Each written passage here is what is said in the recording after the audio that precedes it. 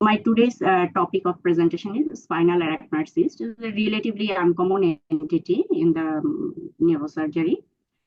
So let's start with the beginning of a history, because I nothing is complete without knowing the historical background of an entity, and it reflects the present situation where we are.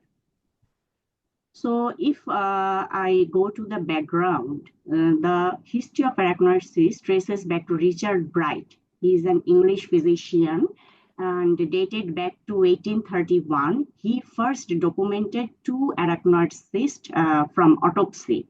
So I take 2 of his illustration. This is the first illustration, which demonstrated a large middle fossa arachnoid cyst. This is his illustration. The second case was 2 small arachnoid cysts over the convexity.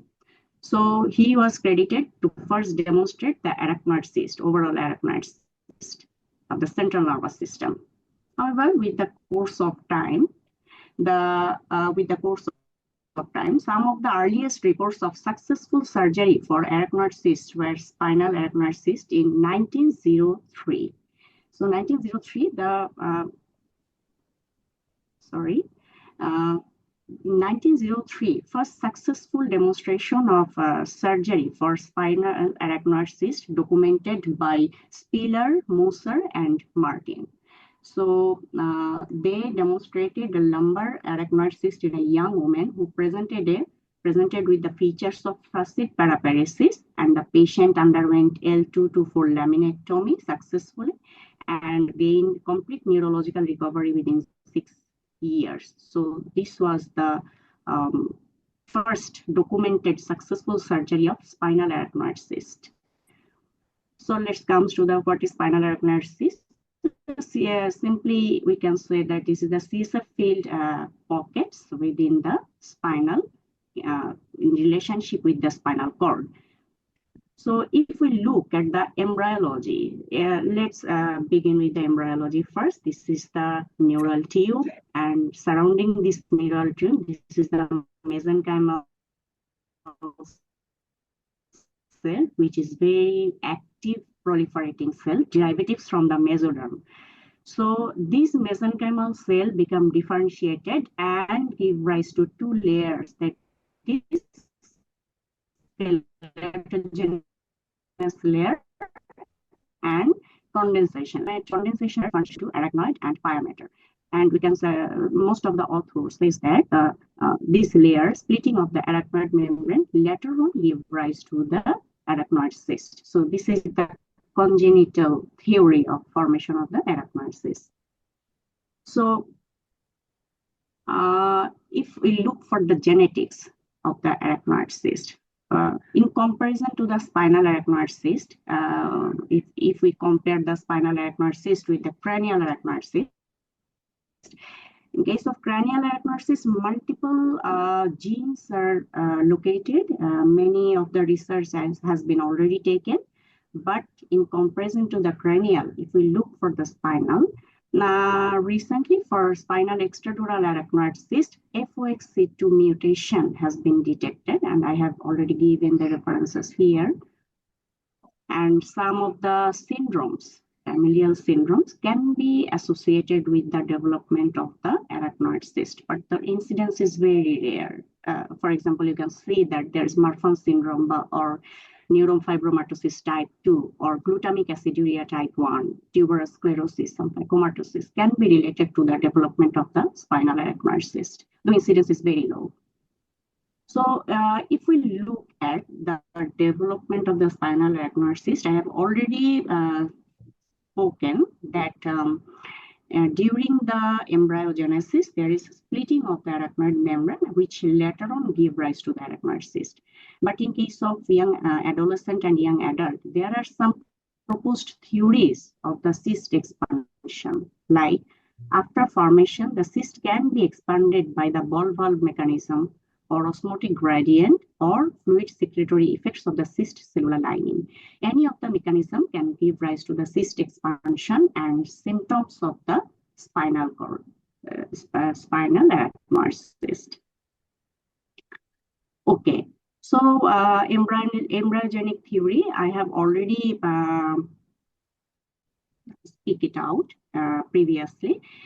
Just one more important thing, that the spinal arachnoid cyst is usually more common in the thoracic level. So if we look at why the thoracic region is more involved in case of spinal arachnoid cyst, that is, there is a midline membrane, arachnoid membrane, that is known as septum posticum, which is more developed in the thoracic region.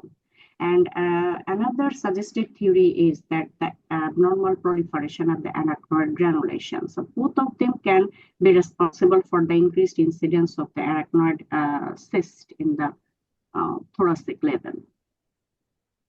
Okay, this is the, I put a schematic diagram to explain the pathogenesis. If we look that this is the subarachnoid space, and there is a spinal extramedullary cyst, and there is a communicating pedicle, is evident by red arrow here, and there is cyst extension through the intervertebral foramen. So this picture, this is the communicating variety of this is a communicating variety of spinal arachnoid cyst, where there is a communication retained within the subarachnoid space of the spinal canal. So this is more common, relatively more common variety. So the next picture is one of my schematic illustration. I am enthusiastic to draw some illustration for my scientific articles and book chapters. I have taken from one of my published articles. This is the communicating pedicle well, but with the course of time, due to ball valve action, this communication can be sealed off. And if this communication can be sealed off, then it can give rise to the non-communicating extradural arachnoid cyst. So this most of the cases, the spinal arachnoid cyst is idiopathic, but sometimes, very rarely, some secondary causes are there, with the consequence of which spinal arachnoid cyst can be developed.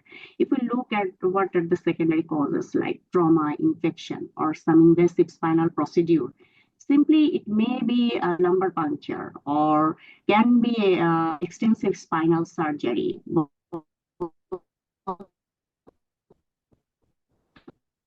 Of them can give rise. So now come to the classification. So this is the popular classification by the author Naber.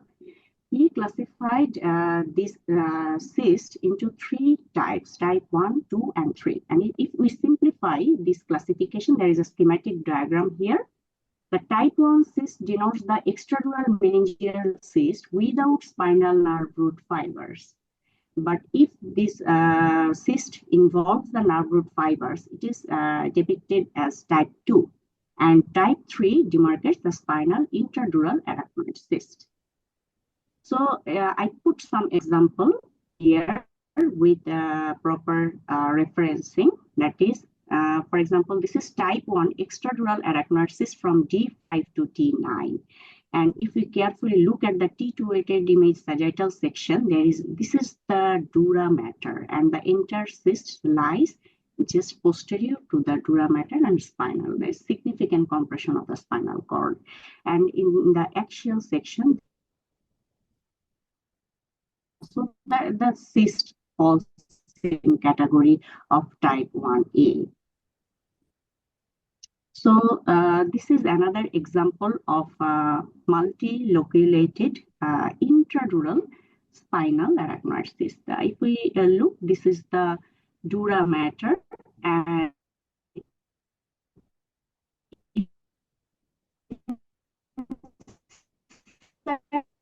the dura mater, there is multi-layer that is commonly known as Tarlov cyst. Is frequently located at the level of the sacrum, and sometimes, most of the time, this is the incidental findings.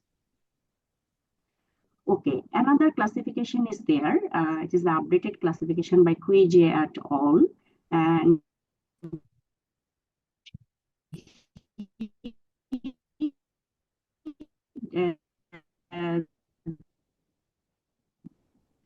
divided this section. Of my knowledge, only 18 cases have been reported so far in our existing literature. But type 2, that is subdural extramedullary, type 3 spinal can be type 5. Okay, so if we look for the location of the spinal arachnoid cyst, the most common location is the middle or lower thoracic spine. The most common location, why I have already explained.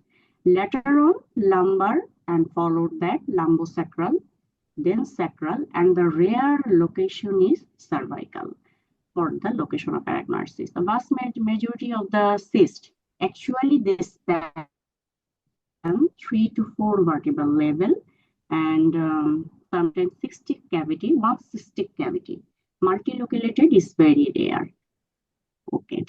So thoracic region I have already explained, but why patient becomes symptomatic early in thoracic region, the only explanation is that the spine in this region has a narrow diameter. So any kind of compressive lesion, despite of having its small size, patient can be symptomatic early in comparison to the other levels. So idiopathic, it comprises 90% for the spinal arachnoid cyst. We don't know actually the cause. It is regarded as actually congenital origin. And the secondary condition I have already stated. So,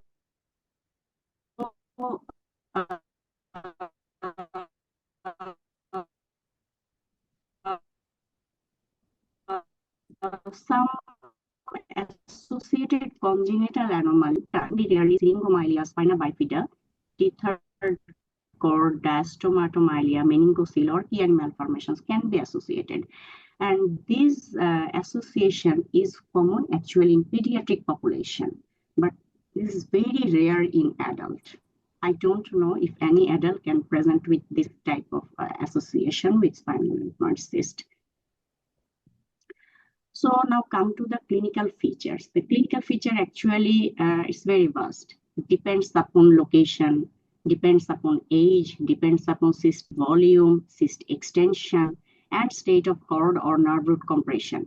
So simply we can say that large population, though it seems surprising, can be asymptomatic.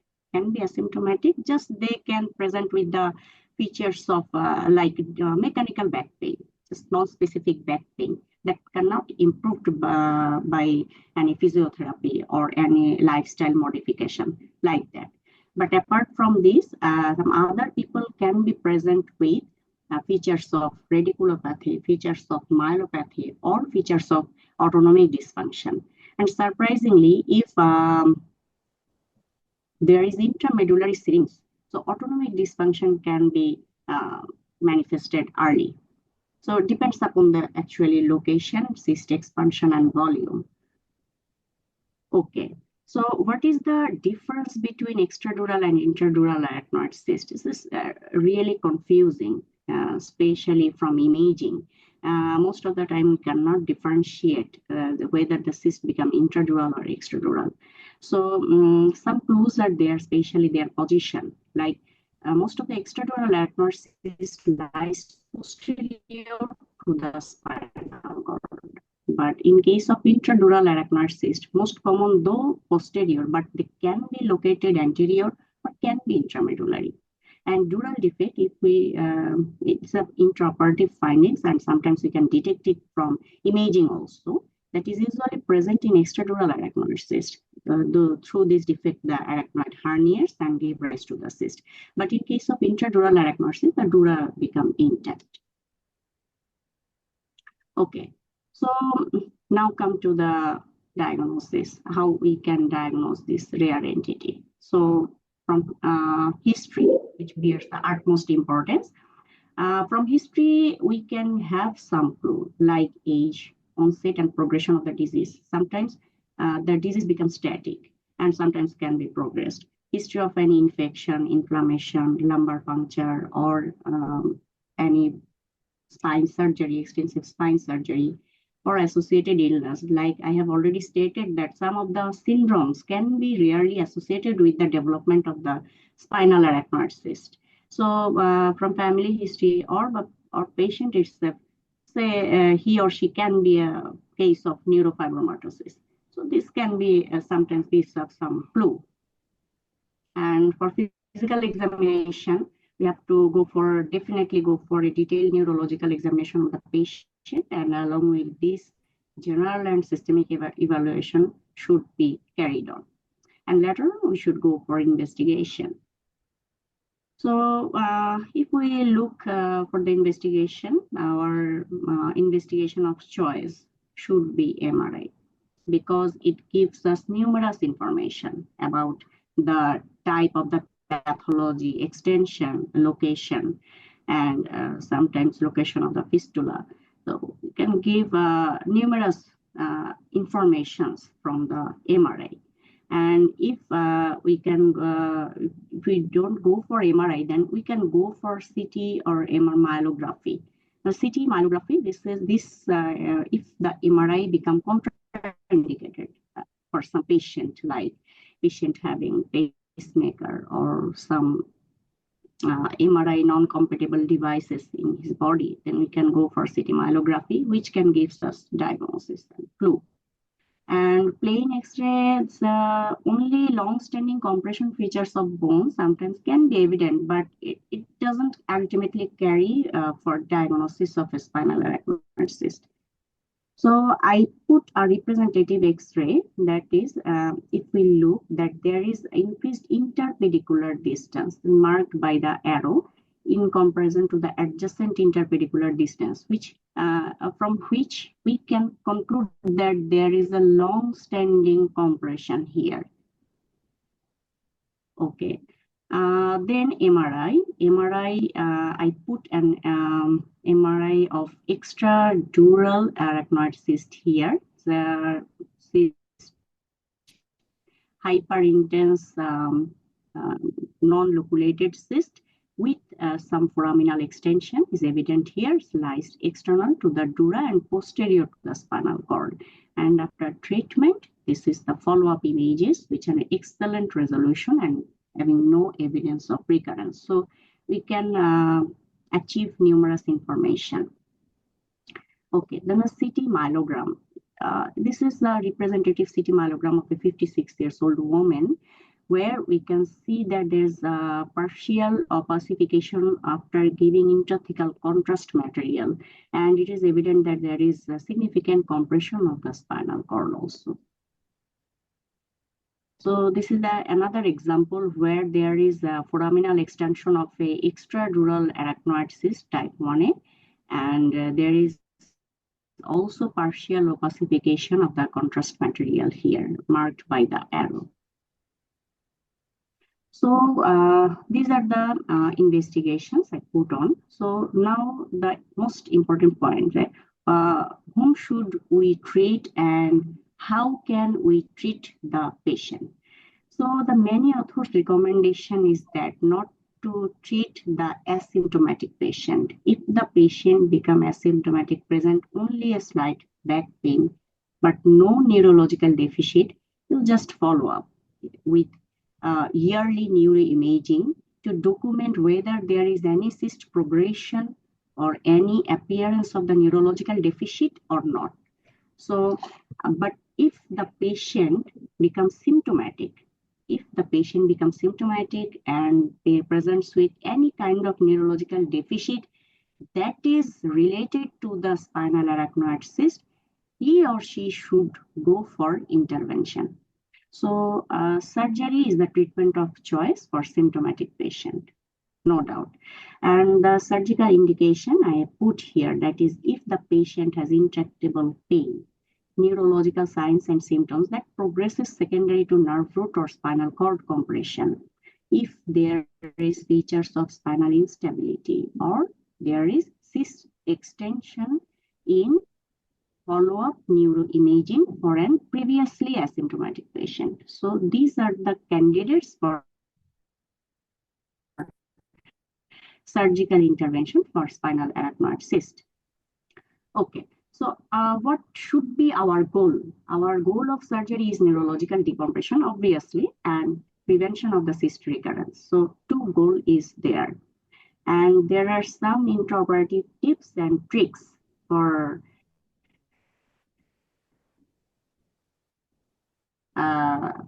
dealing with correct vertebral level, and we can use different modalities. We all know about the modalities. After that, excessive traction, dissection, or manipulation should be avoided, especially in the thoracic region. Length of the laminectomy should be optimum, and if there is anticipated spinal instability, then fixation and fusion is encouraged. And we can go for hemilaminectomy or laminoplasty, which is now preferred. And in case of ventrally placed arachnoid cyst, we should go for additional drilling of the inner part of adjacent facet joint if the cyst position is thoracic, or we can go for anterior corpectomy and reconstruction if the position of the cyst becomes cervical. Okay, so our bone is open. So what we can go, our goal is total excision of the cyst. That should be the goal. And if it is communicating variety, we should ligate the communicating pedicle. So that should be our aim. But sometimes in case of secondary arachnoid cysts, which become multilobulated or can be, sometimes this cannot be achieved. So in that case, if the cyst become adherent to the cord, then we can go for microscopic fenestration or marsupialization. And if the microscopic excision is not feasible, then we can go for cystoperitoneal shunt. And sometimes, very rarely, if the patient is not fit to undergo any surgical procedure, say his or her general status is not permeable to undergo surgery under anesthesia, then we can go for simple percutaneous needle aspiration, though the recurrence rate is very high in this procedure, but we can go for palliative purpose. So this is the illustration by me. I draw this illustration for simple demonstration of the bone work, like laminectomy. You can go for laminectomy or laminoplasty, which is now preferred method. And this is vascularized pedicled laminoplasty. This is a preferred method by Professor Atul Goel. I've already published a paper on it with him. This method is preferable for pediatric population, where the lamina spinous process as well as ligamentum flavum, both of this component we can take off as an en bloc mass. We will deal with the pathology and then reposition it to the previous position. Okay, this is the representative some images I have taken from the literature. That is the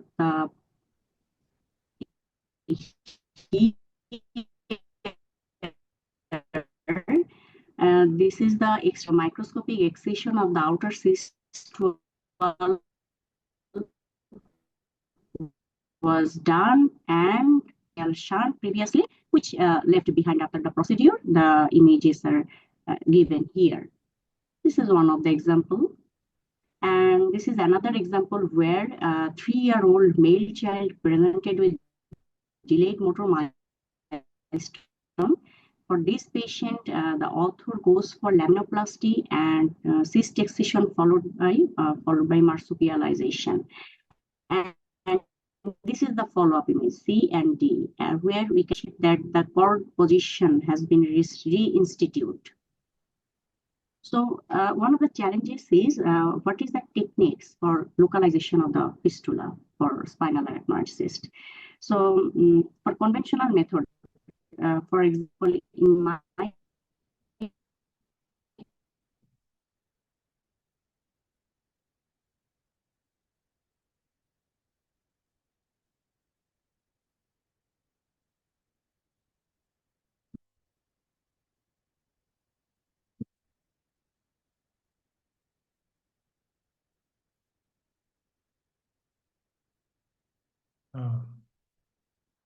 I think our connection.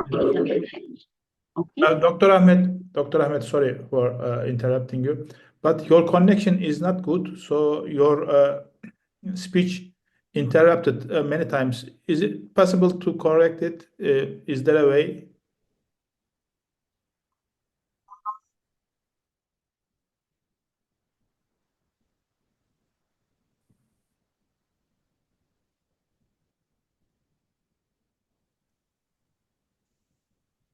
Okay, I am trying.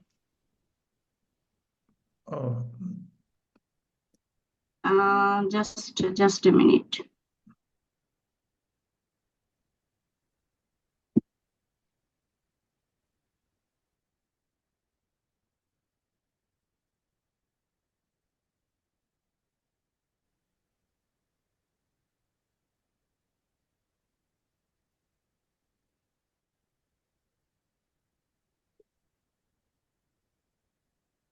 Can you hear me now? yes. Hello? Okay, is that okay now? Is that Is okay? that But okay? sometimes it can interrupt, but it's okay now. Go ahead. Okay. Okay. Okay. Acceptable. Yeah. Acceptable. Is now acceptable level. Okay. Okay. So the okay. Okay. Now back to my presentation again. The main challenges of spinal arachnoid cysts during operation is how we can locate the communicating pedicle or fistula. So one of our authors, I have taken this picture from literature, that is there is an interdural extramedullary spinal arachnoid cyst. That cyst has the communicating pedicle, and the author, he has reported this as a microscopic view of the fistula, and the right side, this is the later on he introduced endoscope. And after endoscope, after location of the fistula, ligate the fistula and put a anasto clip here to deal with the communicating pedicle. But in my country, where the facilities are limited in most of the centers, we use Valsalva maneuver intraoperatively to look the leakage.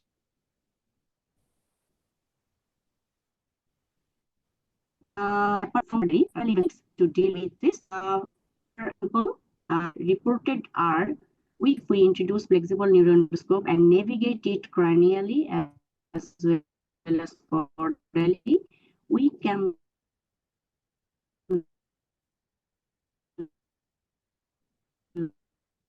locate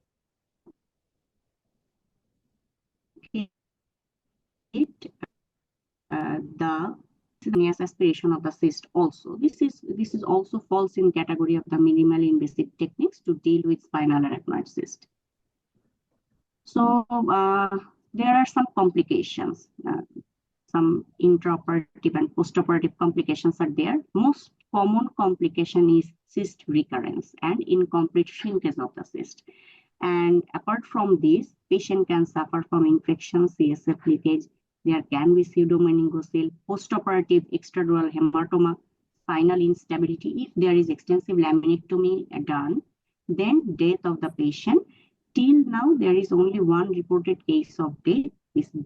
That patient was a 3-year-old boy who developed postoperative infection, later on followed by sepsis and death.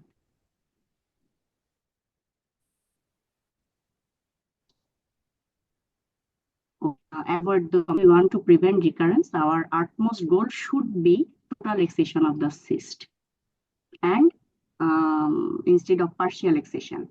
And later on, we should ligate the communicating pedicle to prevent the cyst recurrence.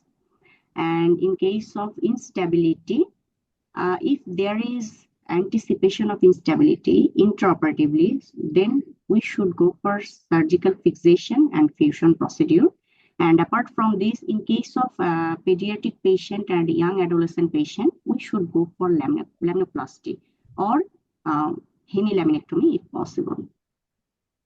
So there are some differential diagnoses of spinal arachnoid cyst. This picture, I have taken it from one of my publications. It's a ventral neuroenteric cyst of a patient. And the imaging features are quite similar. That this cyst is T1 weighted image iso to hypointense and exhibit the hyperintense signal change in T2 weighted image. But how we can differentiate? because the cyst location, usually it lies anterior to the spinal cord, and depends upon the content of the cyst material, the intensity can be different in different imaging sequences of MRI.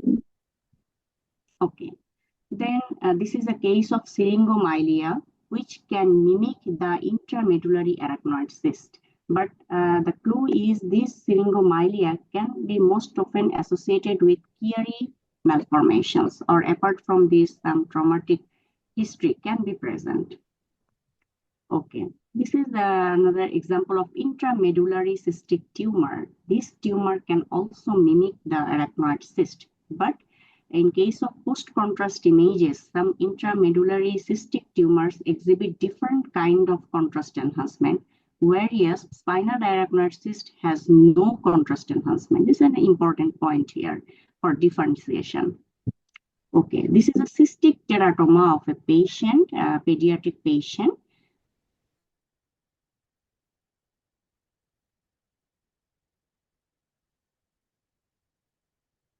Intensity in T1 and both T2 weighted image, but the spinal arachnoid cyst is exhibit the intensity of the CSF in all sequence of MRI. This is a very rare example of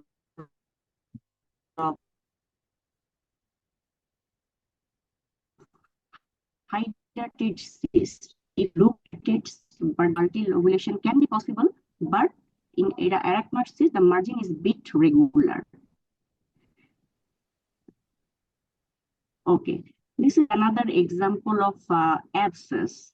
This abscess is probably a consequence of tuberculosis or some kind of infection, so lies anterior to the spinal cord and exhibits irregular rim enhancement. But the arachnoid cyst has no ring-like enhancement in the post-contrast sequence. Okay, now I am showing you one of my representative cases. I have encountered this case 3 years back. This is the only case I have encountered in my professional life. So this patient is 29 years old male patient. He presented with the features of flaccid paraparesis for 6 month duration. His symptoms was quite progressive, and during my examination, muscle power was 4 out of 5 in both lower limbs. So this is the MRI of that patient, which exhibits the long-standing multiloculated arachnoid cyst, which is hypointense in T1 weighted image and hyperintense in T2 weighted image. And in the axial image, you can see that there is variable intraforaminal extension, which is well appreciated from the MR myelogram sequence. And the perioperative picture, this is the perioperative picture just after laminectomy. This is the appearance of the cyst. You can appreciate the lobulated nature of the cyst, and that the cleavage plane was well demarcated, and we can easily separate the total cyst from the thecal sac and spinal cord. Okay, and after giving Valsalva maneuver, there was no CSF leakage. So we have concluded this cyst as a non-communicating extradural spinal arachnoid cyst. And in postoperative follow-up, 1 month follow-up, patient achieved complete neurological recovery, and till now in our follow-up, patient is okay. So I have already reported this case in Surgical Neurology International. And later on, as this is a very rare entity, in 2022, I have found 13 cases of non-communicating extradural spinal arachnoid cyst.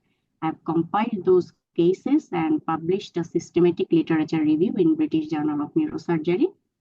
And this is my master data sheet, where I have shown the status of the reported cases, their imaging features, their management, as well as their outcome. And if I compile the outcome, what is the outcome of the spinal arachnoid cyst patient? If we deal with complete cyst removal, the outcome is good. Patient usually achieved neurological recovery, except the cases of intramedullary arachnoid cyst, where the outcome is variable. So thank you for your patience hearing and giving me company, and I like to conclude here. Thank you so much. Thank you very much, Dr. Nazmin. It was very insightful for us to hear all about this topic. Now we would like all the attendees to write down their questions in the chat box so that we can answer those. Please go ahead.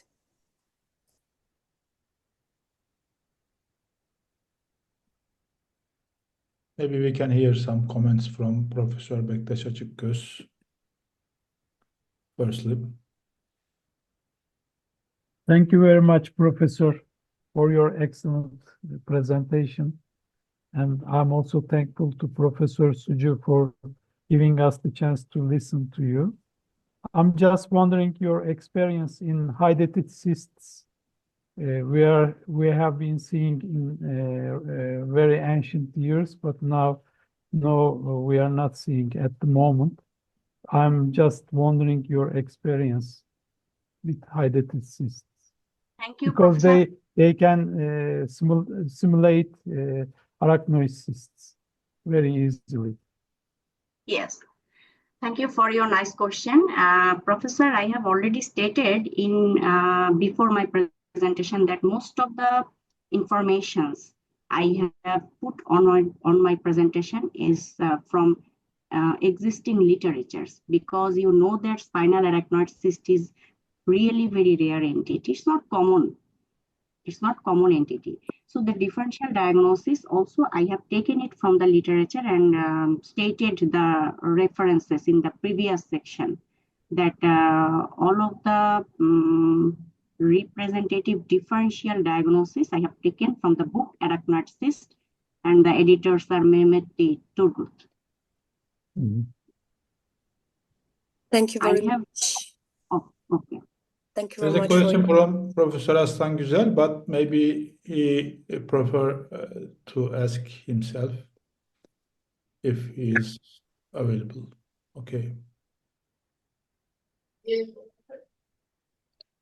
Professor Güzel, would you like to add Hello. yourself? Yes, thank you very much. Açık mıyız? Sesim geliyor mu? Geliyor. Yes. Hasan.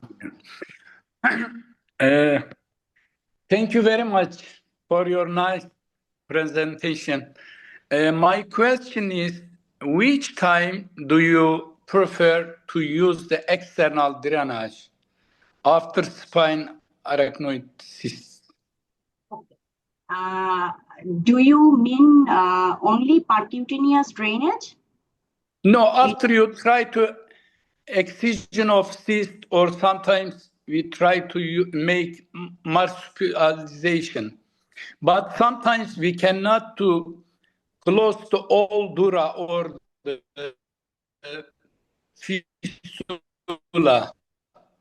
Maybe we need to use external drainage or make duraplasty, but sometimes it's very difficult to close all the layer of cyst. And sometimes we need to use the external drainage. And my question is, which time do you need to use, or another choice that maybe you suggest? Thank you. Okay. According to the existing literature, if we don't able to extirpate the total cyst, yes, sometimes Yes. it can happen, multi-loculated cyst, or the cyst wall is densely adherent with the spinal cord. In that case, we can put a shunt. So the literature says that we can put... Sorry, before shunt, do you prefer to use the external drainage? Because shunt, every time we need to, it should we stay? I think the question is, do you put the shunt directly after the operation, or Before shunt? Yeah. Before shunt. Yeah. Do you try? Yes. Okay, I don't have such kind of experience. That is the external drainage, or in case of arachnoid cyst, I don't have such kind of experience. Okay. generally, if we have a big cyst, I use 3 or 4 times, because, for example, 4 or 5, maybe 3 segment of vertebra, if you have a cyst, it's very difficult. Sometimes, for example, we use the silver clips for closed, but sometimes we need to use the graft, maybe adipose tissue, maybe fascia, and also it's not used to prevent the fistula. During this, maybe in this situation, you can use external lumbar drainage for 3 or 5 days, then you can follow up. Thank you. Okay, thank you for your suggestion. I will keep Thank it in my mind. Thank you. Thank you. Thank you. Okay. I also have a question, Dr. Ahmed. What is Yes. the spontaneous resolution rate? Maybe you mentioned, but I could miss. Is there a spontaneous resolution of the arachnoid cysts? And if there is, what is the rate? Yes. According to the literature, very rarely there can be spontaneous resolution of the spinal arachnoid cyst. There can be, but it's very rare. It's very rare. I don't recall the exact incidence rate, but according to the literature, it can happen. It can happen very rarely.